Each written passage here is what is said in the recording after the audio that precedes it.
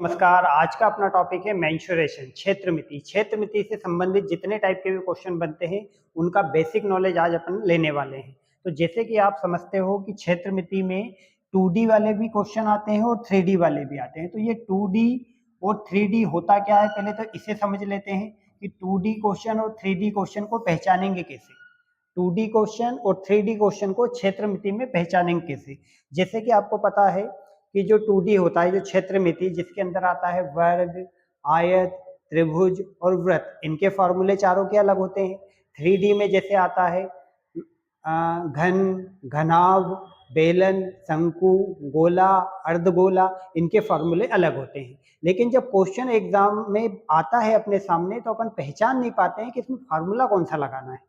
तो इसी को पहचानने के लिए मैं आपको इसकी बिल्कुल बेसिक जानकारी बताने वाला हूं कि कौन से क्वेश्चन में कौन सा फार्मूला अप्लाई होगा और अपना क्वेश्चन सटीक तरीके से सही आंसर देगा। तो 2D में जैसे कि अपने को 2D में पहले तो क्वेश्चन देख लेते हैं किसके आएंगे। तो 2D जो होता है क्षेत्रमिति मेंसुरेशन, इसमें आते हैं वर्ग वाले क्वेश्चन। क्या वाले क्वेश्चन आएंगे बच्चों? वर्ग वाले। ठीक है, वर्ग। अब इसको मैं आपको बता देता हूँ, उसका फॉर्मूला भी बताना है। तो इसमें आएंगे वर्ग वाले क्वेश्चन। ठीक है, वर्ग। वर्ग के बाद इसके अंदर आएगा आयत।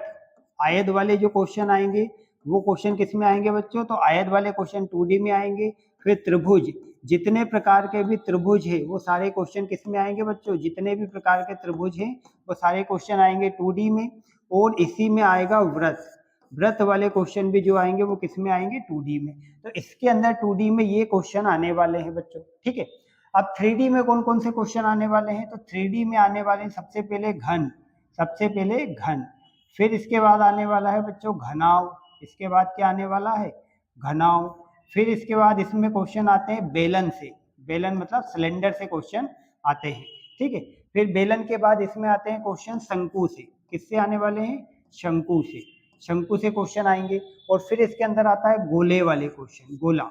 ठीक है, और गोला वाले क्वेश्चन आने के बाद इसमें आते हैं अर्धगोला वाले क्वेश्चन। अर्धगोला है ना, जो अर्धगोला वाले क्वेश्चन आते हैं। तो ये क्वेश्चन जब आप देखोगे तो ये 3D वाले होते हैं और ये 2D वाले होते हैं। अब इनके फॉर्मूले कैसे बने हैं और कैसे अप्लाई करना है। पहली बात तो देखो, जब केवल क्षेत्रफल की बात की जाए, क्षेत्रफल की, जिसके अंदर केवल लंबाई और चौड़ाई आती हो। ठीक है, जिसके अंदर केवल लंबाई और चौड़ाई आती हो। जैसे कि मैं आपको फिर से बताता हूं कि अगर 2D वाले आए तो कैसे पहचानना है और 3D वाले आए तो कैसे पहचानना है। जिस क्वेश्चन में केवल अपने पास लंबाई गुणा चौड़ाई आ रही हो, जिसमें केवल लंबाई गुणा चौड़ाई आ रही हो, जैसे कि मैं आपको बताता हूं, एक तो ये वर्ग है जिसमें क्या क्या मिलेगी अपने को? लंबाई और चौड़ाई। इसमें तो सब लंबाई चौड़ाई बराबर होती है, तो इसमें तो ये ए बन जाएगा, मतलब ये भी ए और ए भी ए, तो ये इसमें क्या भुजा बन जाएगी। ठीक है, लेकिन अगर मान लो यही आयत होता, यही आयत होता तो इसके अंतर्गत क्या आता बच्चों? ये अगर आयत होता तो ये लंबाई आती इसमें और ये चौड़ाई आती। अगर केवल क्वेश्चन लंबाई और चौड़ाई से मिलकर बना है तो ये 2D के अंतर्गत आता है। किसके अंतर्गत आता है? 2D के अंतर्गत। लेकिन वही क्वेश्चन में अगर लंबाई और चौड़ाई के साथ ऊंचाई भी आ जाए, लंबाई चौड़ाई के साथ ऊंचाई भी आ जाए तो वो क्वेश्चन आ जाएगा 3D में। कैसे आएगा बच्चों? तो मैं आपको समझाता हूं। जैसे कि लंबाई चौड़ाई के साथ ऊंचाई भी आ जाए, जैसे ये बन गया अपना घनाव। क्या बन गया? अपना घनाव। तो ऐसा आप देख पा रहे होंगे कि एक पानी की चपटी वाली टंकी की तरह दिख रहा है, या आपके एक सूटकेस की तरह दिख रहा है जिसके अंदर अपन कुछ वस्तु को रख सकते हैं। ठीक है, तो ये जो आता है, ये जो टाइप आएगा, ये किसके अंतर्गत आता है बच्चों? 3D के अंतर्गत आता है, जिसमें लंबाई चौड़ाई साथ में ऊंचाई भी आ जाए। क्या क्या आ जाए? लंबाई गुणा चौड़ाई गुणा ऊंचाई भी आ जाए। तो ये क्या क्या, ये किसके अंतर्गत आ जाएगा? ये 3D मेंसुरेशन में आ जाएगा। मतलब इसमें लंबाई चौड़ाई ऊंचाई करेंगे तो इसका आयतन निकल जाएगा कि इस बॉक्स के अंदर कितनी मात्रा में वस्तु रखी जा सकती है। ठीक है, अगर इसमें केवल लंबाई और चौड़ाई है तो इससे क्या आता है बच्चों? केवल इसका क्षेत्रफल आता है। जब लंबाई और चौड़ाई का गुणा करते हैं तो बच्चों क्या आता है? इसमें केवल क्षेत्रफल आता है। तो थोड़ा सा पहचानना होता है कि कहाँ पर कौन सा क्वेश्चन लगाना है, कहाँ पर कौन से क्वेश्चन में कौन सा फार्मूला लगाना है। तो इस प्रकार से थोड़ा अंतर अपन इसमें समझ सकते हैं। अब मैं आपको 2D वाले सारे जो टाइप आते हैं सबके फॉर्मूले बताता हूँ, कैसे फॉर्मूले बने हैं और 3D वाले में भी कैसे फॉर्मूले याद रखना है अपने को, क्योंकि क्वेश्चन आने वाला है 1 या 2, उसके लिए 8, 10, 15 फॉर्मूले याद करना पड़ जाए तो ये तो थोड़ा कठिन काम हो जाएगा। तो मैं आपको ऐसे तरीके बताऊंगा जिससे कि आप फॉर्मूले याद वैसे ही हो जाएंगे, आपको कोई याद रखने की आवश्यकता नहीं होगी, वैसे ही याद हो जाएंगे। बस इस वीडियो को लगातार आप देख लीजिए, इसके बाद आपको क्षेत्रमिति बहुत आसान लगने लगेगी। क्षेत्रमिति में 2D टाइप भी और 3D टाइप भी बहुत आसान लगने लगेगा आपको, लेकिन इस वीडियो को आपको पूरा कंप्लीट देखना है। अब मैं आपको बताता हूं कि बच्चों 2D में क्या आएगा और 3D में क्या आएगा और इसको याद कैसे रखना है। ठीक है बच्चों, जैसे अगर अपन 2D की बात करें, 2D है ना, मतलब केवल क्षेत्रमिति की बात करें, अपन किसकी बात कर रहे हैं, क्षेत्रमिति। 3D वाला टाइप अपन इसके बात करेंगे। तो 2D में सबसे पहले क्या आएगा बच्चों, वर्ग। सबसे पहले क्या आएगा बच्चों, वर्ग। तो वर्ग में क्या क्या क्वेश्चन आएंगे ये मैं आपको बताता हूँ। देखो सबसे पहले तो मैं वर्ग बता देता हूँ आपको। वर्ग क्या होगा, जिसकी चारों भुजाएं बराबर। देखो इसमें थोड़ा आड़ा तिरछा दिख सकता है, मैं आपको वर्ग बना के ही दे देता हूँ। जैसे ये वर्ग, ये ठीक है। अब आपको बहुत अच्छे से समझ में आएगा, जिसकी चारों भुजाएं बराबर हो तो ये क्या होगा, वर्ग। ठीक है, मतलब ये जो भुजा है ये भी वही है, ये भी वही है, ये भी वही है, ये भी वही। एग्जाम्पल के रूप में अगर ये a 10 का है तो ये भी 10 होगा, ये भी 10 होगा, ये भी 10 होगा। तो सभी भुजाएं बराबर होगी तो ये क्या कहलाएगा बच्चों, वर्ग कहलाएगा। तो ये जो वर्ग है ये किस टाइप में आएगा, 2D में आएगा, क्योंकि इसमें केवल लंबाई और चौड़ाई है, इसकी ऊंचाई तो नहीं है ना बच्चों। तो लंबाई और केवल चौड़ाई होने के कारण ये 2D में आएगा। तो इसमें क्या क्या क्वेश्चन बनेंगे, तो इसमें क्वेश्चन बनेंगे, आपसे पूछा जाएगा कि वर्ग का क्षेत्रफल बताओ। वर्ग का क्षेत्रफल मतलब एरिया बताओ, वर्ग का क्षेत्रफल। तो वर्ग का क्षेत्रफल निकालने के लिए आप क्या करोगे बच्चों, a में a का गुणा कर दोगे तो इसका फॉर्मूला बन गया है a स्क्वायर। और इसको कई बच्चे बोलते हैं भुजा का वर्ग। इसको क्या बोलते हैं, भुजा का वर्ग, भुजा का वर्ग। तो ये इसका फॉर्मूला बन गया है। ठीक है बच्चों, जैसे कि एग्जाम्पल के रूप में, एग्जाम्पल में आपको ले लेता हूं और एग्जाम्पल के साथ मैं इस क्वेश्चन को आपको बताता हूं बहुत अच्छे तरीके से। जैसे कि ये वर्ग होता और इसकी जो भुजा अगर होती 10 metre, 10 metre, 10 metre, 10 metre, 10 metre, ठीक है, ये 10 मीटर में। तो इसका अगर क्षेत्रफल पूछा जाता तो क्या करते, 10 में 10 का गुणा कर देते, तो इसका क्षेत्रफल आ जाता बच्चों कितना, 100 मीटर स्क्वायर, 100 मीटर स्क्वायर। अब ये मीटर स्क्वायर कैसे आ गया बच्चों, स्क्वायर कैसे आ गया, तो अब बोलोगे आप बच्चों स्क्वायर कैसे आया, तो मैं आपको बताता हूं कि जब बताओ भुजा में भुजा का गुणा करेंगे, 10 मीटर में 10 मीटर का गुणा करेंगे, तो 10 में 10 का गुणा किया तो ये तो 100 बन गया, और मीटर में मीटर का गुणा करेंगे तो ये मीटर स्क्वायर बनेगा कि नहीं बच्चों, बनेगा ना। तो जब स्क्वायर बन रहा है तो ये क्या आ रहा है, ये 2D में आ रहा है, मतलब ये वर्ग का क्षेत्रफल निकाला अपन ने। अगर पूछ लिया जाए क्वेश्चन में कि वर्ग का परिमाप बताओ, वर्ग का परिमाप, परिमाप, तो बच्चों याद रखना परिमाप होता है सभी भुजाओं का माप। तो जैसे कि अगर यहाँ पर दिया है 10 तो यहाँ भी 10 है, 10 20, 10 30 और 10 40, तो बच्चों परिमाप कितना हो जाएगा, 40 मीटर। तो बस अपने को जब भी परिमाप पूछा जाए 2D वाले टाइप में, जब भी परिमाप पूछा जाए तो परिमाप में क्या करना, जितनी भी भुजाएं सभी को जोड़ दो, तो ये अपना आंसर बन जाएगा। अब यूनिट क्या दिया है इसमें, मीटर, तो ये यूनिट मीटर में ही रहेगी बच्चों। यूनिट बहुत अच्छे से ध्यान में रखना है तो ही क्वेश्चन सही होगा, अदरवाइज क्वेश्चन गलत हो जाएगा। तो वर्ग का क्षेत्रफल क्या आया, 100 मीटर स्क्वायर, और वही वर्ग का परिमाप कितना आया, तो 40 मीटर आया बच्चों।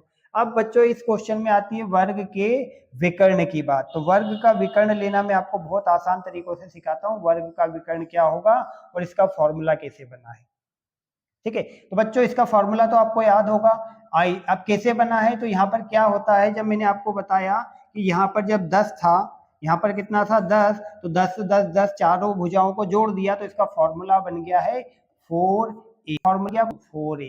जब भी वर्ग का परिमाप निकालना हो तो आपको बुकों में देखने को मिलता है 4a।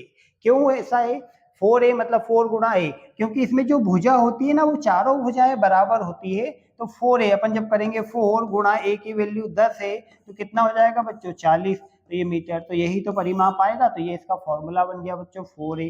तो अपने को पता चल गया इस क्वेश्चन में आंसर क्या है, 40 मीटर का परिमाप है। इसके मैं आंसर भी आपको निकाल के बताता हूँ डायरेक्ट कैसे आ सकते हैं, बिना फॉर्मूले के आप आंसर निकाल सकते हैं। अब इसमें पूछा जाता है बच्चों वर्ग का विकर्ण, वर्ग का विकर्ण, विकर्ण पूछा जाता है बच्चों, वर्ग का विकर्ण। तो विकर्ण कैसे निकालेंगे बच्चों? तो वर्ग का विकर्ण निकालने के लिए बहुत ही शानदार तरीका है।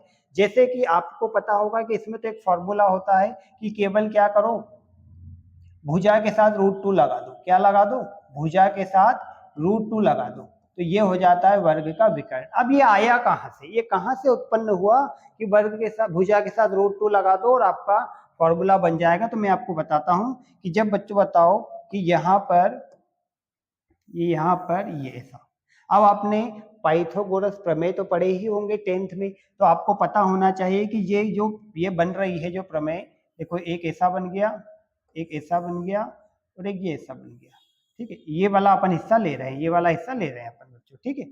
तो नीचे वाला 10 है, नीचे वाला क्या है?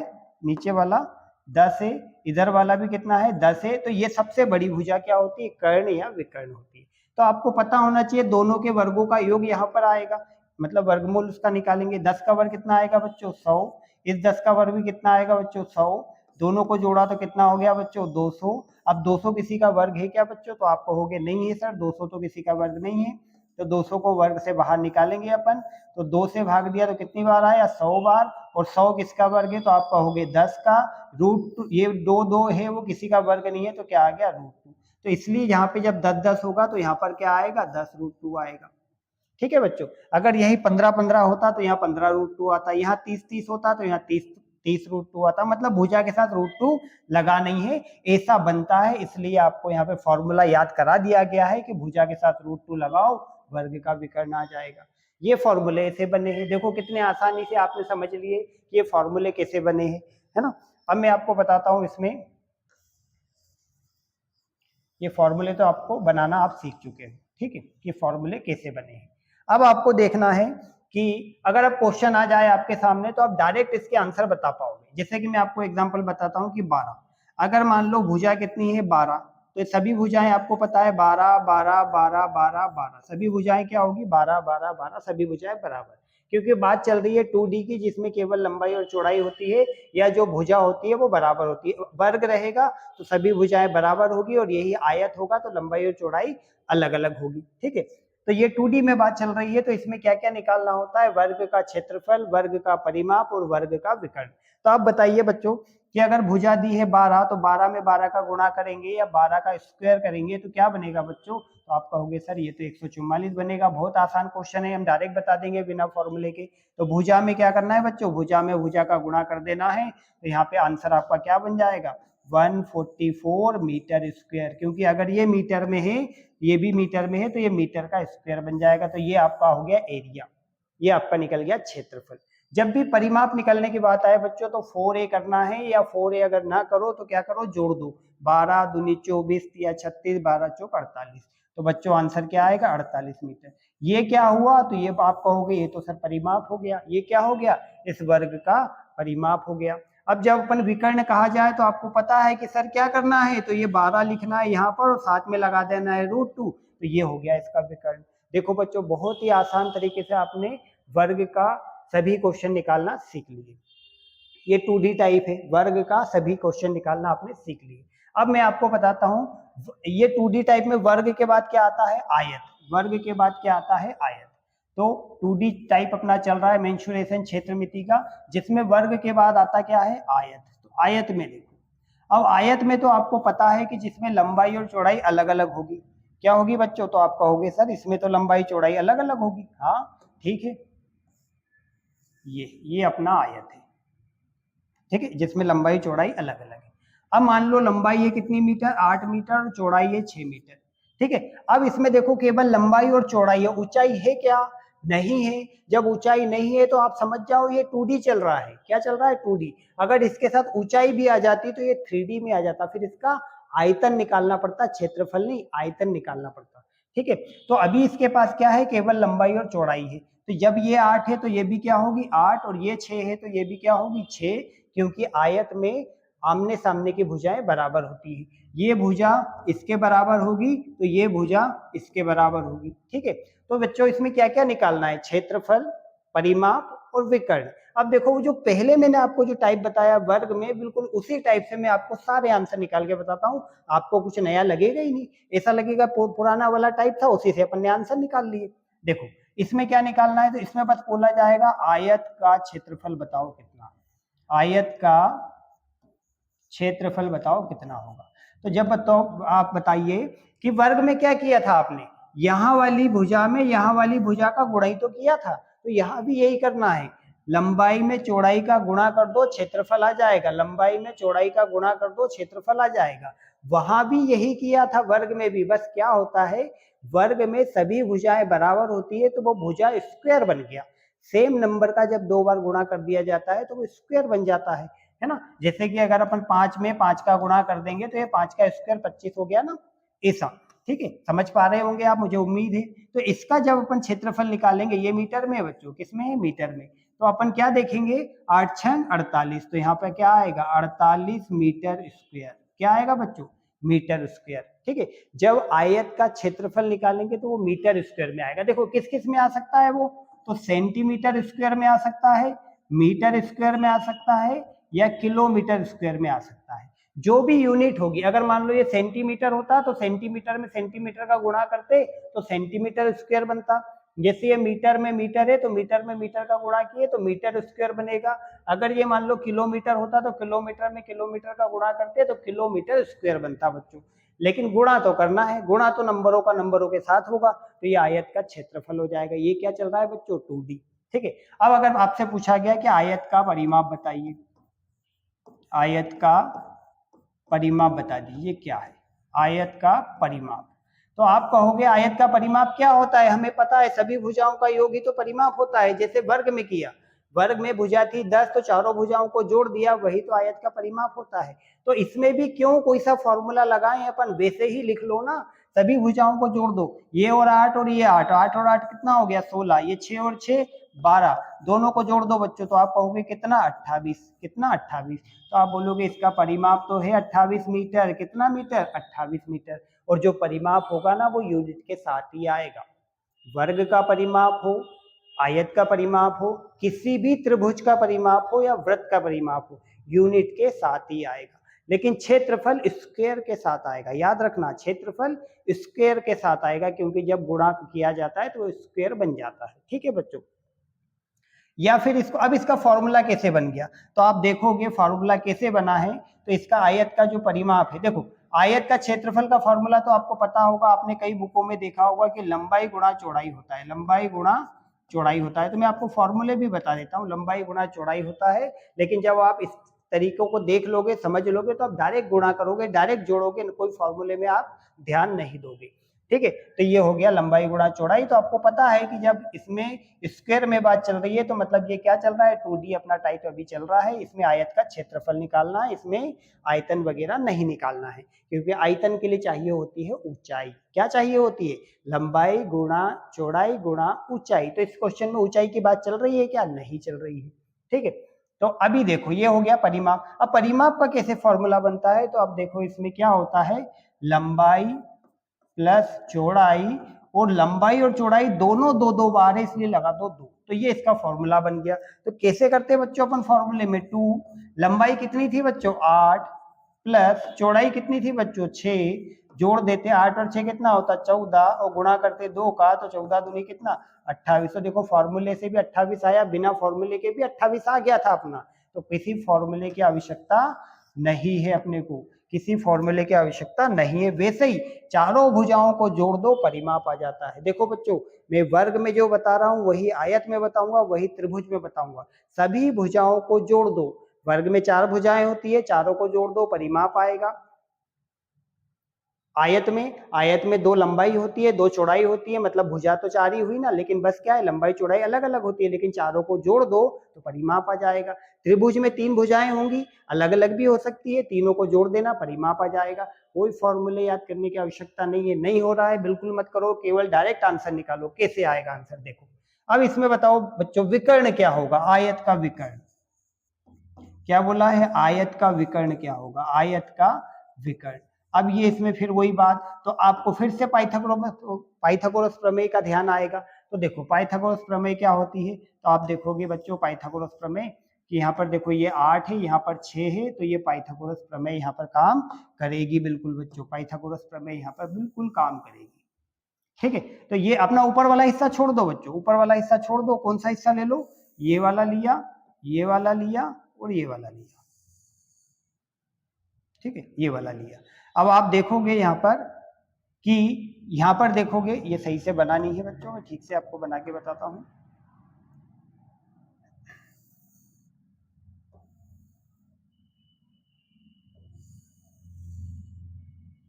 ये ठीक है बच्चों, अब देखिए, अब आप देखोगे यहाँ पर 8 है, यहाँ पर 6 है, तो क्या होगा, दोनों के वर्गों का योग ही तो कर्ण होता है। तो 8 का वर्ग कितना बच्चों 64, 6 का वर्ग कितना बच्चों 36, दोनों को जोड़ दिया तो कितना आया 100, और 100 किसका वर्ग है बच्चों 10 का। तो यहाँ पे आयत का विकर्ण कितना आएगा बच्चों, तो आप बोलोगे 10 मीटर। अब इसका फॉर्मूला क्या बना, फॉर्मूला वही होता है, आधार का वर्ग प्लस लंब का वर्ग बराबर कर्ण का वर्ग। तो ये किस में होता है, ये पाइथागोरस प्रमेय में होता है, वही चीज यहाँ लगा दी है अपन ने। तो कोई फॉर्मूले याद करने की आवश्यकता नहीं है, बेसिक कॉन्सेप्ट से करो, बिल्कुल डायरेक्ट आपके आंसर आएंगे। तो 2D में देखो अपना आयत वाला भी काम कंप्लीट हो गया।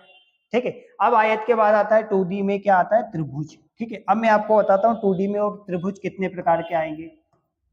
2D चल रहा है बच्चों अभी, इसके बाद मैं आपको 3D भी बताऊंगा, 3D में भी कैसे फॉर्मूले बने हैं और कैसे उन फॉर्मूलों को अप्लाई करते हैं। बस इस वीडियो को लगातार आपको आखिरी तक देखना है। आज के बाद आपको क्षेत्रमिति में किसी प्रकार की समस्या नहीं आएगी। बेसिक क्वेश्चन तो आप देखते से आंसर बता दोगे, और बेसिक जितना मजबूत होगा, न्यू जितनी मजबूत होगी, उतने ही अच्छे तरीके से आप अच्छे सिलेक्टेड क्वेश्चन को भी सॉल्व कर पाओगे। अब मैं आपको बताता हूँ त्रिभुज। ठीक है, तो त्रिभुज के बारे में बता देता हूँ, त्रिभुज में कैसे अपने को उसका क्षेत्रफल निकालना है, कैसे परिमाप निकालना है, कैसे उनकी भुजाएं निकालना है।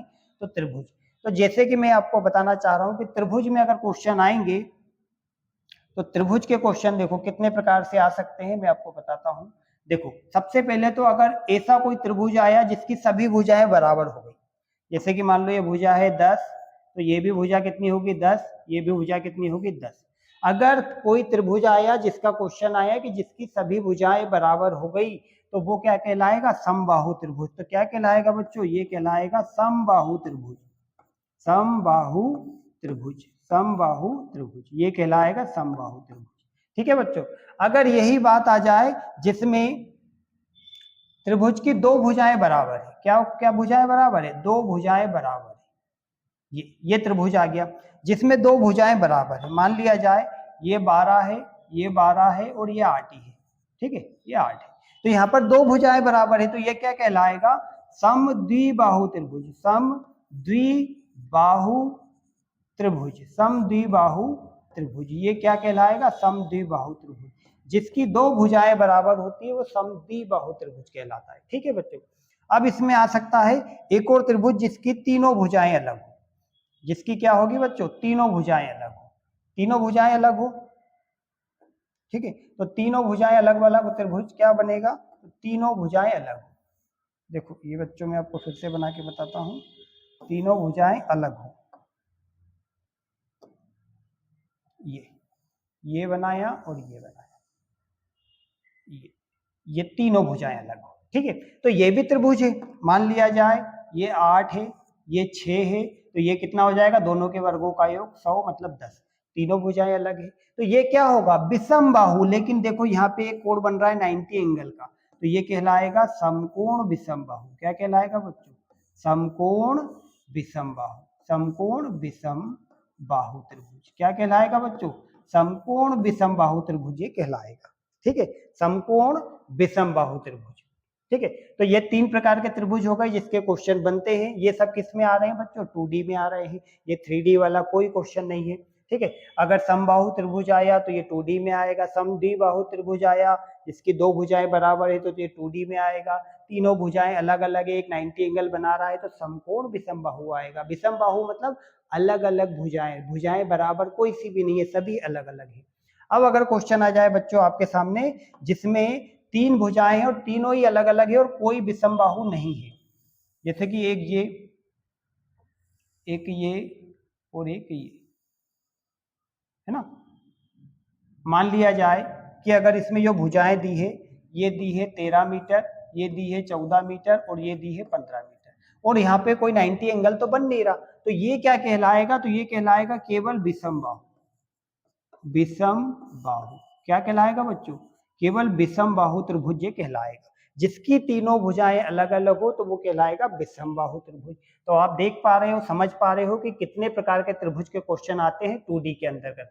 जिसकी सभी भुजाएं बराबर होगी, जिसकी सभी भुजाएं बराबर वो समबाहु त्रिभुज, जिसकी दो भुजाएं बराबर वो समद्विबाहु त्रिभुज, जिसकी तीनों भुजाएं अलग अलग वो विषम बाहु त्रिभुज। विषम मतलब अलग अलग, ठीक है। लेकिन एक कोण अगर 90 एंगल का बन रहा है तो समकोण विषम बाहु त्रिभुज क्या है, समकोण विषम बाहु त्रिभुज। अब इसमें आपको थोड़ी सी और एक चीजें मैं आपको बताना चाह रहा हूं कि समकोण, न्यून कोण और अधिक कोण को आप कैसे पहचानोगे, कैसे पहचानना है तो मैं आपको बताता हूं कि समकोण, समकोण, न्यून कोण, न्यून कोण, समकोण, न्यून कोण और एक होता है अधिक कोण, अधिक कोण। ये तीन चीज तो आपको याद रखना ही चाहिए, ये तीन चीज तो आपको याद रखना ही चाहिए। इससे कई बेसिक क्वेश्चन बनते हैं, एडवांस लेवल तक के क्वेश्चन बनते हैं, लेकिन बच्चे नहीं कर पाते हैं, ठीक है।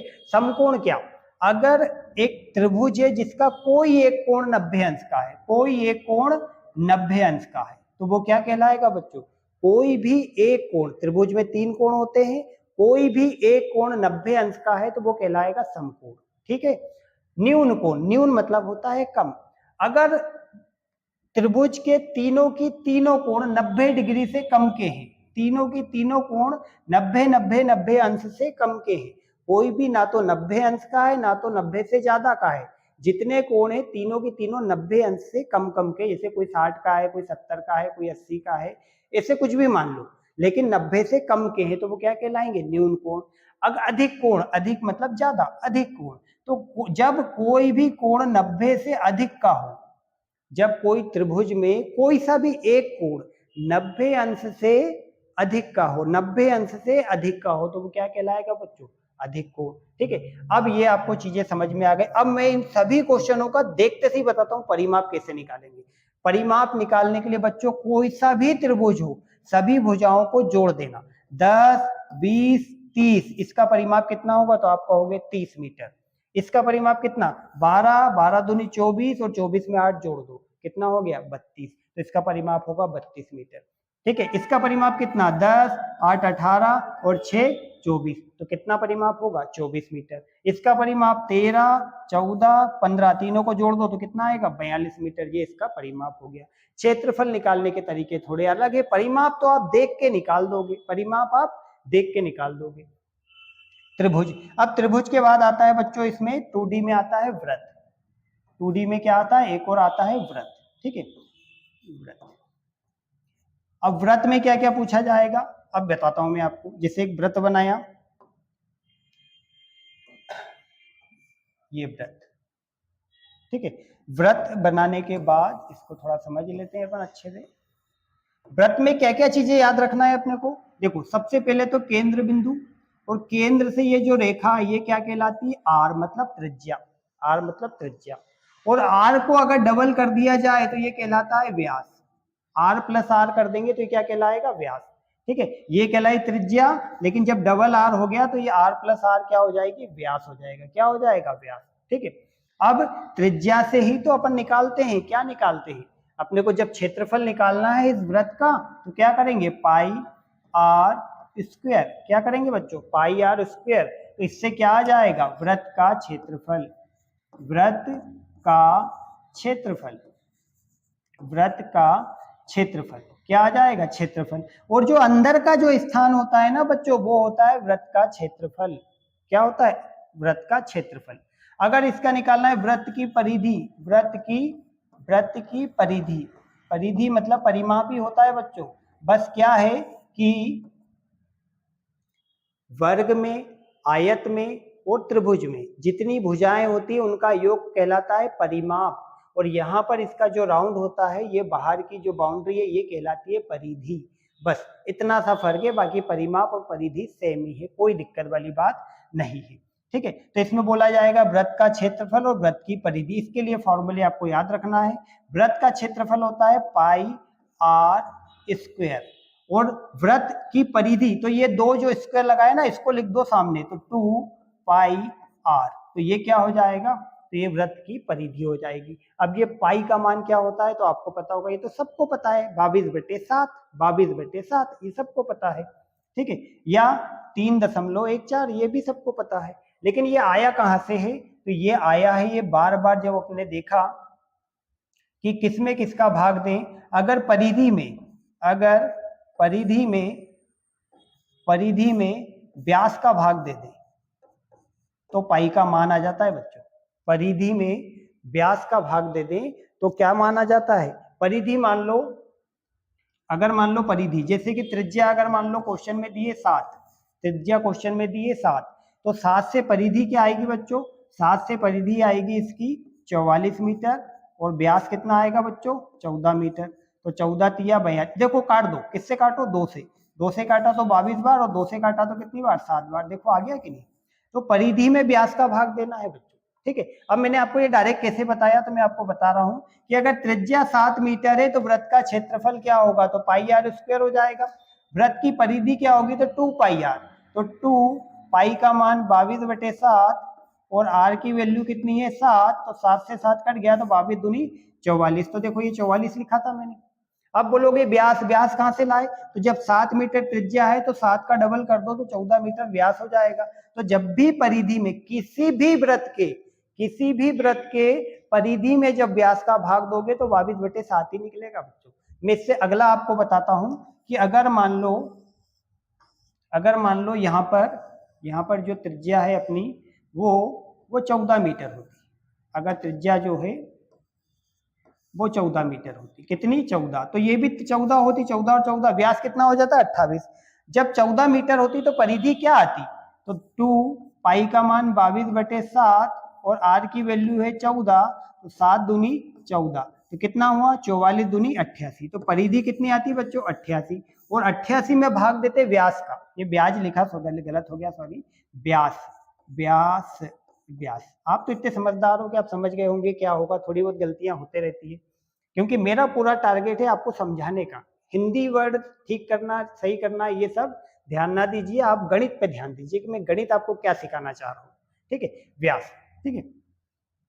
अब यहाँ पे अपने को बताना है परिधि जब 88 इससे निकल के आई तो व्यास कितना है, तो 14 और 14 कितना है 28, ठीक है बच्चों। तो अब इसमें भाग दोगे काटोगे तो 22/7 ही आएगा पाई का मान, ठीक है। जब देखोगे आप तो क्या देखोगे 4 से 4 दूनी 8, 4 दूनी 8 और 4 7 28, तो क्या आया 22/7। तो किसी भी वृत्त की परिधि में उसी वृत्त के व्यास से भाग देना तो 22/7 ही आएगा, तो ये 22/7 यहाँ से उत्पन्न हुआ है बच्चों, ठीक है। तो ये अपना 2D वाला अपना टाइप कंप्लीट हुआ कि 2D में क्या क्या आता है। मैं एक बार फिर से आपको 2D का थोड़ा सा और रिवीजन कराना चाह रहा हूँ। 2D में मैंने आपको क्या बताया, 2D में सबसे पहले मैंने आपको बताया वर्ग, सबसे पहले क्या बताया वर्ग, फिर क्या बताया आयत, फिर क्या बताया सभी प्रकार के त्रिभुज, सभी प्रकार के क्या बताया आपको त्रिभुज, है ना। पहले तो ये समबाहु त्रिभुज, ठीक है, ये समद्विबाहु त्रिभुज, फिर इसके बाद विषम बाहु त्रिभुज, समकोण विषम बाहु त्रिभुज, और उसके बाद विषम बाहु त्रिभुज, ठीक है। विषम बाहु त्रिभुज कैसे बना देते हैं, ये बना दिया और ये बना दिया, ये विषम बाहु त्रिभुज। तो इसमें बच्चों क्या याद रखना, क्षेत्रफल क्या होगा, जो अंदर का स्थान है ना, ये होता है क्षेत्रफल, ये अंदर का स्थान, इसमें ये जो अंदर का स्थान होता है ना बच्चों, ये अंदर का स्थान, ये क्या होता है क्षेत्रफल, ये सब अंदर का जो स्थान है बच्चों, ये सब होता है बच्चों क्षेत्रफल। याद रखना ये अंदर का स्थान क्या होता है, ये होता है क्षेत्रफल। परिमाप क्या होता है बच्चों, तो परिमाप होता है बाहर की जो भुजाएं है ना वो होती है परिमाप, ये चारों भुजाओं को जोड़ दो परिमाप, ये चारों भुजाओं को जोड़ दो परिमाप, ये तीनों भुजाओं को जोड़ दो परिमाप, ये तीनों भुजाओं को जोड़ दो परिमाप, ये तीनों को जोड़ दो, ये तीनों को जोड़ दो, ये होता है परिमाप। बाहर की जो बाउंड्री होती है ना, जैसे आपका प्लाट है आपको बाउंड्री करना है तो परिमाप करना पड़ेगा आपको, आपका खेत है आपको गोलाकार खेत है वृत्ताकार खेत है, या फिर वर्गाकार या आयताकार खेत है, आपको चारों तरफ से बाउंड्री करना है, तो आपको क्या नापना है, परिमाप नापना है। अगर पूरे खेत को नापना है तो अपने को क्या नापना है, उसका एरिया नापना है, क्षेत्रफल। अंदर का स्थान जो होता है ना बच्चों, वो क्षेत्रफल कहलाता है, बाहर की जो बाउंड्री होती है वो परिमाप कहलाता है। वो क्या कहलाता है, परिमाप। और ऐसे ही जब व्रत का क्वेश्चन आएगा बच्चों आपके सामने, तो आप व्रत में भी देखोगे क्या, व्रत में ये अंदर का जो स्थान है ना बच्चों, ये अंदर का स्थान ये होता है क्षेत्रफल, और बाहर की जो बाउंड्री होती है ये इसकी होती है परिधि। परिधि मतलब परिमाप ही होता है, बस अपन इसको यहाँ पर परिधि बोलते हैं और इन सभी के साथ परिमाप बोलते हैं। तो ये आपका 2D बहुत अच्छे से क्लियर हो गया होगा कि 2D में कैसे फॉर्मूले लगाते हैं और क्या ध्यान रखें कि जिसमें 2D अपने को याद रहे, अपन फॉर्मूला लगा सके, दिक्कत नहीं आए। अब 3D में आपको बताता हूं। देखो, अगर बच्चों आपके सामने 3D वाले क्वेश्चन आए, 3D वाले क्वेश्चन, तो आप जब भी देखोगे 3D वाले क्वेश्चन आए, जैसे कि मान लो आपका घन वाला क्वेश्चन आया, तो उसमें आपको मिलेगी लंबाई, चौड़ाई, ऊंचाई। जब ऊंचाई भी मिलने लग जाए तो आप समझ जाना कि 3D वाले क्वेश्चन चालू हो गए हैं। क्या मिलेगी, लंबाई, चौड़ाई और ऊंचाई। लंबाई, चौड़ाई, ऊंचाई। जब ऊंचाई मिलने लग जाए तो आप समझ जाना कि अब 3D वाले क्वेश्चन आ गए हैं। तो अब आपसे क्या पूछा जाएगा, तो आपसे पूछा जाएगा घन का आयतन। घन का आयतन। अब मैं आपको बताता हूं घन का आयतन। और आयतन क्या होता है, कैसे पहचानोगे कि आप, जैसे आपके पास कोई पेटी है, कोई संदूक है, तो उसमें आयतन वाली स्थिति जगह कौन सी है, या कमरा है तो आयतन वाला स्थान कौन सा है, संपूर्ण पृष्ठ वाला कौन सा है, वक्र पृष्ठ वाला कौन सा है, उसमें लंबी से लंबा बांस कितना लंबा रख सकते हैं, ये सारी चीजें मैं आपको समझाता हूँ। देखो समझो, जैसे कि मैं आपको पहले बना के बताता हूँ, पहले मैं आपको एक घन बना के बताता हूँ, ठीक है।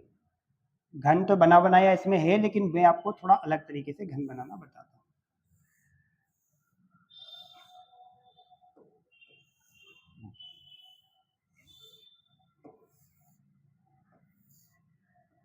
ये बन गया बच्चों आपका घन।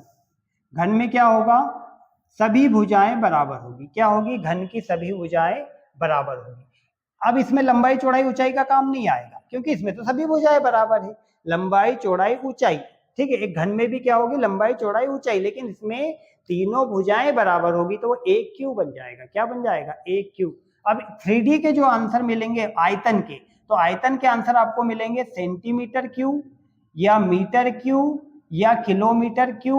लेकिन देखो आयतन में आपको क्यू मिलेगा। और क्यू क्यों मिलेगा, क्यू घन जो है वो क्यों मिलेगा, क्योंकि जब किसी भी नंबर का, जैसे कि मान लो यहाँ पर 10 है, ठीक ठीक है, ये क्या मान लो इसकी लंबाई, ये मान ली इसकी चौड़ाई, और ये मान ली ऊंचाई। जब लंबाई 10 मीटर है, चौड़ाई 10 मीटर है, ऊंचाई भी 10 मीटर है, तो जब बताओ 10 10 10 का गुणा करेंगे तो आप बोलोगे 1000 तो आएगा। लेकिन जब मीटर में मीटर का गुणा करते तो स्क्वायर बनता, लेकिन एक बार और मीटर का गुणा करेंगे तो मीटर क्यू नहीं बनेगा बच्चों, क्या बनेगा, मीटर क्यू। तो ये इसका निकलेगा आयतन। ये क्या निकलेगा, आयतन। अब आयतन होता क्या है, जैसे कि मान लो ये घन के आकार की आपकी टंकी है और इसके अंदर आप पानी भर रहे हो, तो ये होगा कि जितना पानी उसके अंदर आ जाएगा वो कहलाएगा घन का आयतन, ठीक है।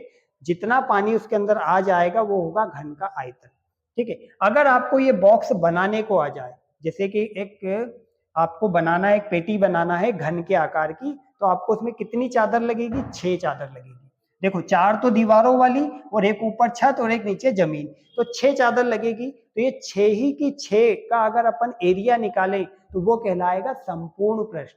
क्या कहलाएगा बच्चों, संपूर्ण पृष्ठ। क्या कहलाएगा, संपूर्ण पृष्ठ। और अगर अपने से 4, जैसे कि मान लो ये घन के आकार का कमरा है, तो उसमें अपने को चारों दीवारों पे कलर करना है, छत पे नहीं करना है, जमीन पर नहीं करना है, चारों दीवारों का एरिया निकालना है, तो ये वक्र पृष्ठ कहलाएगा। उस घन का या घन के आकार के कमरे का वक्र पृष्ठ कहलाएगा। चारों दीवारों मतलब वक्र पृष्ठ, और पूरी 6 पृष्ठों का निकालना है तो संपूर्ण पृष्ठ। अब इसका फॉर्मूला कैसे बना है बच्चों, तो मैं आपको बता देता हूं कि घन का आयतन अगर निकालना है तो आपको याद रख लेना है कि यहाँ पर होता है भुजा का क्यू। क्या होता है, भुजा का क्यू। अब ऐसा क्यों होता है, क्योंकि किसी भी नंबर का जब 3 बार गुणा करोगे तो 3 बार करने से वो क्यू बन जाएगा। सेम नंबर का गुणा करेंगे तो वो क्यू बन जाएगा। या फिर लंबाई, चौड़ाई, ऊंचाई का गुणा करोगे तो वो तो एक नंबर बनाएगा, लेकिन उसके साथ जो यूनिट लगी है, जैसे कि मीटर को 3 बार गुणा करो, मीटर गुणा मीटर गुणा मीटर, तो मीटर क्यू बन जाएगा। सेंटीमीटर का गुणा करो, सेंटीमीटर गुणा सेंटीमीटर गुणा सेंटीमीटर, सेंटीमीटर क्यूब बन जाएगा। तो आयतन आएगा क्यू के साथ। कैसे आएगा? क्यू के साथ। ठीक है, घन का आयतन। अब घन का संपूर्ण पृष्ठ, घन का संपूर्ण पृष्ठ का क्षेत्रफल, संपूर्ण पृष्ठ का क्षेत्रफल। तो संपूर्ण पृष्ठ होता है 6 पृष्ठ। ठीक है, अब अपना मान लो एक पृष्ठ, एक पृष्ठ में क्या होता है? एक पृष्ठ में ये भुजा होती है, ये एक पृष्ठ है अपना, जैसे अपन ने वर्ग में देखा था ना, तो ये वर्ग है, तो ये क्या होगा? भुजा, भुजा स्क्वायर। तो लिख दो, आप लिख दोगे भुजा स्क्वायर, क्योंकि एक पृष्ठ में 2 भुजाएं, दोनों भुजाएं बराबर, 4 भुजाएं, लेकिन क्षेत्रफल के लिए तो 2 भुजाएं लगती है ना, तो भुजा स्क्वायर। अब ऐसी कितनी सतह लगेगी जिससे अपन एक ऐसा वाला बॉक्स बना सके? तो 4 दीवारें, एक छत और जमीन, तो 6 लगेगी, तो गुणा लिख दो यहाँ पे 6 का। तो ये होगा संपूर्ण पृष्ठ का क्षेत्रफल। क्या होगा? संपूर्ण पृष्ठ का क्षेत्रफल। लेकिन आपसे पूछा कि चारों दीवारों का क्षेत्रफल बताओ या वक्र पृष्ठ का क्षेत्रफल बताओ, तो आप बोलोगे यहाँ 6 की जगह 4 कर देंगे हम, तो उससे आंसर आ जाएगा। तो बिल्कुल आ जाएगा, क्योंकि वक्र पृष्ठ में जमीन और छत को अपन नहीं नापेंगे, चारों दीवारों को नापेंगे। ठीक है बच्चों, अब अगर क्वेश्चन में आपसे पूछा जाए कि इसमें लंबी से लंबी कितनी लंबी वस्तु रखी जा सकती है, तो वो कहलाएगा घन का विकर्ण। वो क्या कहलाएगा बच्चों? घन का विकर्ण। तो घन का विकर्ण होता है भुजा √3। क्या होता है? भुजा √3। तो ये होता है। और बच्चों ये जो रहेगा ना संपूर्ण पृष्ठ, ये स्क्वायर के साथ आएगा, आयतन क्यू के साथ आएगा, और विकर्ण यूनिट के साथ आएगा। यूनिट मतलब मीटर है तो मीटर ही आएगा, सेंटीमीटर है तो सेंटीमीटर ही आएगा, किलोमीटर है तो किलोमीटर ही आएगा। लेकिन संपूर्ण पृष्ठ metre square, centimetre square, kilometre square में आएगा, और आयतन क्यू में आएगा। सेंटीमीटर क्यू, किलोमीटर क्यू या मीटर क्यू, जो भी यूनिट दी हो उसका क्यू आएगा बच्चों। तो इन तीनों से आप घन के सारे आंसर निकाल सकते हो, घन के सारे आंसर निकाल सकते हो। अब इसमें आएगा घनाव। तो आप अगर 3D में देखोगे तो घनाव आएगा। क्या आएगा बच्चों? घनाव आएगा। अब घनाव आप कैसे पहचानोगे? तो घनाव आप पहचान लो, कैसे पहचानेंगे देखो मैं आपको बताता हूं। ये घनाव, ये घनाव। ठीक है, अब बच्चों इसको देख लेते हैं अपन बहुत शानदार तरीके से।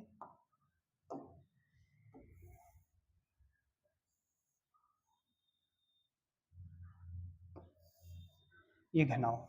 अब इसमें देखो घनाव हो या घन हो, जिसमें 3 ऊंचाई भी होगी, है ना, घन भी रहेगा तो भी ऊंचाई होगी, तो क्या कहलाएगा? ऊंचाई है, मतलब कि अपना वो 3D चल रहा है, इसमें भी ऊंचाई है। बच्चों देखो इसमें क्या है? ये लंबाई है, ये चौड़ाई है, ये चौड़ाई है, और ये क्या है?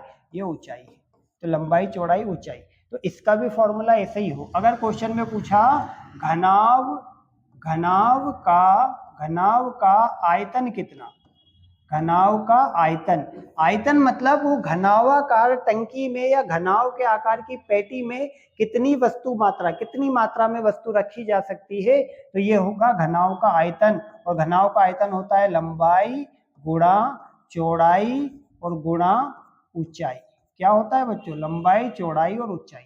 और ये किस में आएगा? तो ये आएगा या तो सेंटीमीटर यूनिट है तो सेंटीमीटर क्यू, अगर मीटर यूनिट है तो मीटर क्यू, और अगर किलोमीटर है तो किलोमीटर क्यू। ऐसा आंसर आएगा बच्चों।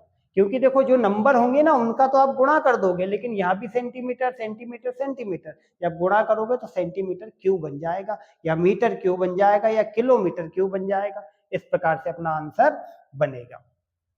अब घनाव का संपूर्ण पृष्ठ, घनाव का संपूर्ण पृष्ठ का क्षेत्रफल। अब इसको कैसे याद रखें, ये यहाँ पर बच्चों को बहुत समस्या आती है। तो कैसे याद रखना है मैं बच्चों बता रहा हूँ, बिल्कुल आसान तरीका। देखो सबसे पहले तो जो ऊपर सतह होती है वो नीचे ही होती है, जो इधर होती है वो उसके सामने होती है, जो इधर होती है वो उसके सामने होती है। तो सबसे पहले तो यहाँ लिख लो 2, सभी जो सतह होगी वो 2 बार होगी, ऊपर नीचे ऐसा। ठीक है, तो अब क्या करना है अपने को? पहले इन दोनों का गुणा करो, तो आप बोलोगे लंबाई गुणा चौड़ाई, लंबाई गुणा चौड़ाई, प्लस फिर इन दोनों का गुणा करोगे तो आप कहोगे चौड़ाई गुणा ऊंचाई, तो इन दोनों का हो गया, प्लस फिर अब इन दोनों का तो नहीं हुआ ना अभी, तो इनका भी कर लो, लंबाई गुणा ऊंचाई। बस ये हो गया घनाव के संपूर्ण पृष्ठ का क्षेत्रफल, घनाव के संपूर्ण पृष्ठ का क्षेत्रफल। अब घनाव का अगर विकर्ण निकालने को आ जाए, घनाव का विकर्ण क्या आ जाए बच्चों, घनाव का विकर्ण। विकर्ण मतलब कि उस घनाव के आकार में सबसे ज्यादा कितने मीटर, कितने सेंटीमीटर, कितने किलोमीटर वाली लंबी लकड़ी रखी जा सकती है, बांस रखा जा सकता है। जब ऐसा विकर्ण की बात आ जाए तो आप क्या कर देना बच्चों, रूट के अंदर लंबाई का वर्ग कर देना प्लस चौड़ाई का वर्ग कर देना प्लस ऊंचाई का वर्ग कर देना और सभी को जोड़ के निकाल देना, वर्ग बाहर आ जाएगा तो वही सबसे लंबी रखी जाएगी। जो भी लंबाई होगी उसका वर्ग लिखना रूट के अंदर, चौड़ाई का वर्ग लिखना, ऊंचाई का वर्ग लिखना और सभी को जोड़ोगे तो वो भी किसी का वर्ग ही निकल के बाहर आ जाएगा और वो आपका आंसर हो जाएगा। तो ये हो गया घनाव। ये 3D आप समझ पा रहे हो, 3D में किस प्रकार से क्वेश्चन आएंगे। अब 3D में इसके बाद क्या आएगा, बेलन। इसके बाद क्या आएगा बच्चों, 3D में आएगा बेलन। 3D में आएगा बेलन। बेलन मतलब सिलेंडर, ठीक है, बेलन मतलब सिलेंडर। तो किस प्रकार से आएगा बच्चों बेलन, तो मैं आपको बताता हूं बेलन किस प्रकार से आएगा। ये इस प्रकार से आएगा बेलन। अपने घर का बेलन नहीं, रोटी बनाने वाला नहीं, ये वाला बेलन है ना। जैसे कि आपके घर के ऊपर, छत के ऊपर जो सिंटेक्स रखी होगी ना, सिंटेक्स का जो ऊपर वाला हिस्सा जो गोलाकार है ना, उसको काट दो सीधा, तो नीचे से लेके ऊपर तक वो बराबर होता है, उतना उतना बेलन, ठीक है। बाकी घर का बेलन ना समझ लेना आप, ठीक है। अब इसमें देखो ये और ये होता है बेलन, सिलेंडर। ये क्या है, सिलेंडर। तो अब इसमें बोला जाएगा इसके अंदर मान लो घन के आकार का ड्रम, आपने ड्रम देखा होगा लोहे वाला ड्रम, हाँ वो लोहे वाला ड्रम पूरा घन है, सॉरी बेलन है क्या, वो ड्रम होता ना सीमेंट वाला, सीमेंट वाला होगा, सीमेंट वाला याद आ गया, वो वाला नहीं, सीमेंट वाला और नीला ड्रम नहीं। कौन सा वाला ड्रम, जो आपने देखे होंगे लोहे के पीपे वाले ड्रम आते हैं, गोल गोल गोल, जिसमें ऑयल वगैरह आता है, ठीक है, वो वाला ड्रम, ठीक है। तो वो ड्रम क्या है, ये जो पूरा गोल आकार ऊपर से नीचे तक जो बना हुआ है, ये आप समझ गए होंगे आप इतने में। तो इसके अंदर कितनी मात्रा में वस्तु रखी जा सकती है, या पानी की टंकी कितना पानी भरा जा सकता है, तो वो कहलाएगा बेलन का आयतन, बेलन का आयतन। तो आयतन का फॉर्मूला क्या होता है, पाई आर स्क्वायर। देखो पाई आर स्क्वायर कहाँ लगता है, तो आप बोलोगे ये तो सर वृत्त में लगता है, कहाँ लगता है, वृत्त में। तो यहाँ देखो ये नीचे वृत्ती तो बना है, लेकिन ये वृत्त ऊंचाई लेके गया है, तो जब भी ऊंचाई आ जाए तो क्या हो जाएगा, 3D। मैंने आपको क्या बताया, जब ऊंचाई आ जाए, साथ में लंबाई चौड़ाई तो है, साथ में ऊंचाई आ जाए तो ऊंचाई आ जाती है 3D में।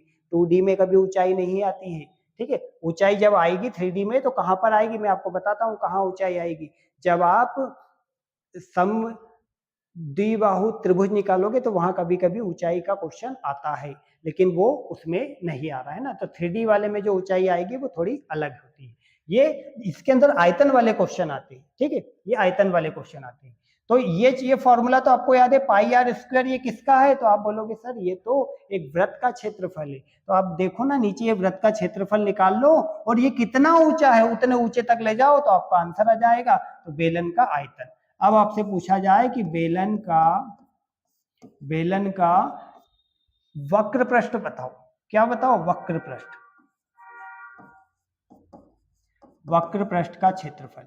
तो वक्र पृष्ठ का क्षेत्रफल होता है 2 पाई आर एच, 2 पाई आर एच, 2 पाई आर एच। अब आप बोलोगे सर ये 2 पाई आर तो हमको पता है, ये तो परिधि का होता है।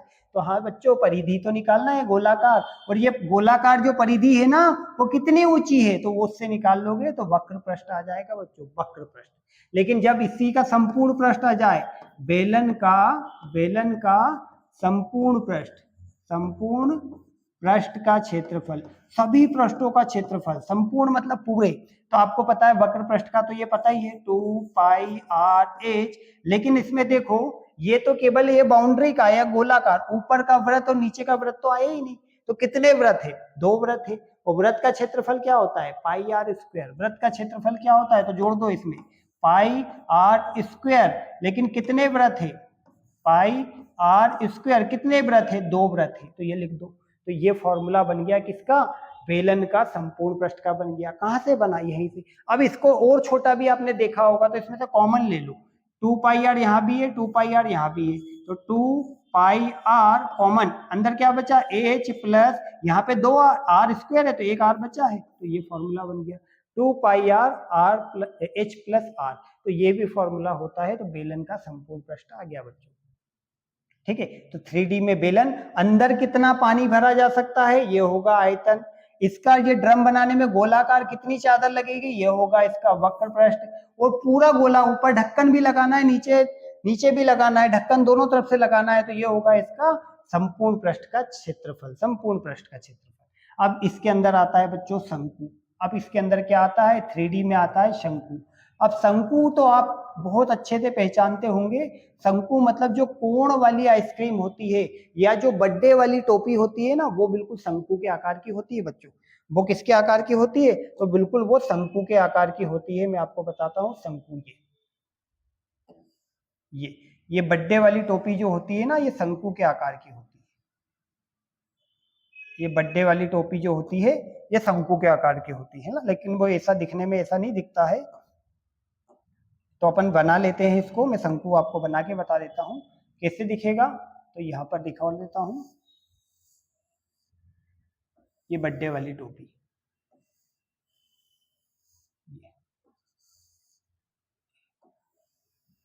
ठीक है, ये बर्थडे वाली टोपी, तो ये है शंकु। तो शंकु में क्या पूछा जाएगा बच्चों, शंकु का आयतन, शंकु का आयतन क्या पूछा जाएगा, शंकु का आयतन। फिर पूछा जाएगा शंकु का वक्र पृष्ठ का क्षेत्रफल, शंकु का वक्र पृष्ठ। और फिर पूछा जाएगा बच्चों शंकु का संपूर्ण पृष्ठ, संपूर्ण पृष्ठ, वक्र का संपूर्ण पृष्ठ का क्षेत्रफल। ठीक है, तो शंकु में क्या होगा इसका आयतन 1/3 पाई आर स्क्वायर एच, क्योंकि ये जो पाई आर स्क्वायर है ना, पाई आर स्क्वायर एच, ये किसका फॉर्मूला है, ये बेलन का है, ये बेलन का है। और उस बेलन में इसके 3 हिस्से डालेंगे ना जब वो बेलन भराएगा, इसलिए, या फिर ऐसा बोल सकते हैं उस बेलन से बराबर बेलन, जिसकी त्रिज्या क्या होना चाहिए, बराबर होना चाहिए। ठीक है, त्रिज्या क्या होना चाहिए, बराबर। तो उस बेलन से त्रिज्या अगर बराबर हो, जैसे कि मान लो ये त्रिज्या 7 है और यहाँ भी त्रिज्या 7 है, तो इसका जो बेलन के अंदर जितना भी पानी है उससे इसे 3 कोण भरा सकते हैं। तो 1/3 अपन इसको लिख सकते हैं, 1/3 पाई आर स्क्वायर एच। शंकु का वक्र पृष्ठ होता है बच्चों पाई आर एल। अब आप बोलोगे ये एल कहां से आया, पाई का मान तो मैंने आपको समझा दिया, आर तो मतलब त्रिज्या होती है, एल मतलब होती है तिर्यक ऊंचाई। ये आर होती है ना, ये हाइट होती है और ये एल होता है। तो पाई आर एल अगर अपन करेंगे तो ये आएगा पाई का मान कितना होगा, पाई का मान 22/7, आर क्वेश्चन में दिया होगा, एल आपको निकाल लेना है दोनों के वर्गों का योग से। यहाँ पे जैसे कि मान लो यहाँ पे 6 है, यहाँ पे 8 है, दोनों मिला के 100 हो गया, तो यहाँ 10 आ जाएगा, तो पाई आर एल। अब यहाँ संपूर्ण पृष्ठ निकालना है, तो क्या करोगे, पाई आर एल तो आएगा, लेकिन इसमें वृत्त कितना है, तो वृत्त 1 है, और वृत्त का क्षेत्रफल क्या होता है, पाई आर स्क्वायर। तो ये हो गया बच्चों संपूर्ण पृष्ठ। तो ये फॉर्मूले जब इस प्रकार से आए जिसमें हाइट साथ में आ जाए, जब हाइट आ जाए तो आप समझ जाना ये 3D चल रहा है, जब हाइट ना आए तो समझ जाना 2D चल रहा है। ठीक है बच्चों, तो अभी आपको मैंने क्या क्या चीजें बता दी है, 2D में वर्ग, आयत, सभी प्रकार के त्रिभुज और वृत्त बताए। फिर 3D में आपको क्या बताया, 3D में मैंने आपको बताया घन, घनाव, बेलन और शंकु। तो इतनी चीजों को बहुत अच्छे शानदार तरीके से आप कीजिए। फिर इसके बाद मैं आपको एक टाइप और बताऊंगा कि गोला क्या होता है, ठोद गोला, जैसे फुटबॉल के कैसे फॉर्मूले बनते हैं और उसको कैसे सॉल्व किया जाता है। फुटबॉल के मैं अभी इसलिए नहीं बता रहा हूँ, उसके ज्यादा क्वेश्चन एग्जाम में नहीं बनते हैं और वो आज के लिए बहुत ज्यादा हो जाएगा, तो पहले आप इतने को ही पूरा बार बार रिवीजन कीजिए और इससे क्वेश्चन बनाने की कोशिश कीजिए। अगर आपको समझ में आ रहा है तो चैनल को लाइक जरूर करें, चैनल को सब्सक्राइब जरूर करें और अपने दोस्तों के साथ शेयर जरूर करें। और आपको इतने चैप्टर में क्या समझ में आया, इस वीडियो की इस क्लास में आपको क्या समझ में आया, कमेंट बॉक्स में जरूर बताएं। और आपको किस टॉपिक पे अगला वीडियो चाहिए आप बताइए, उस टॉपिक पे आपको बिल्कुल बेसिक डिटेल के साथ आपको वीडियो अवेलेबल कराया जाएगा। धन्यवाद।